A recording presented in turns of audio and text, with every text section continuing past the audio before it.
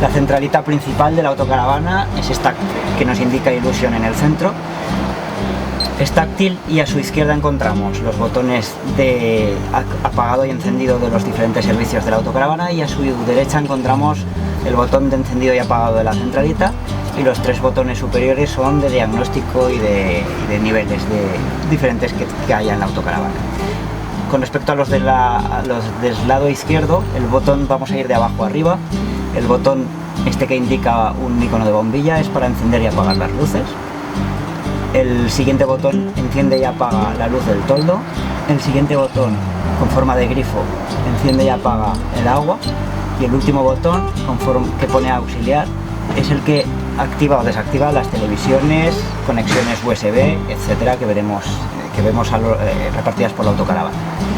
Cuando la pantalla se queda en reposo, se nos quedarán encendidas los servicios que tenemos activos en color naranja. Con respecto al lado derecho, en el lado derecho lo que vamos a encontrar es el botón de encendido y apagado de la centralita, y de abajo a arriba el botón que nos indica el nivel de agua limpia, el nivel de aguas grises,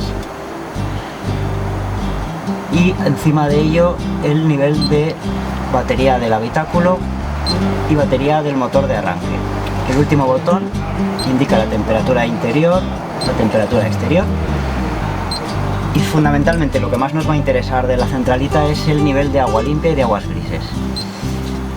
Cuando este nivel, S1 significa agua limpia, cuando el nivel de agua limpia lo tengamos alrededor del 25%, tenemos que empezar a pensar en que tenemos que rellenar el depósito de agua limpia. Con respecto a las aguas grises, que nos indica con R1, ahora la tenemos a 0. Cuando este nivel vaya elevándose, tendremos que hacer el vaciado de aguas grises realizando la operación que hemos descrito al principio de este vídeo.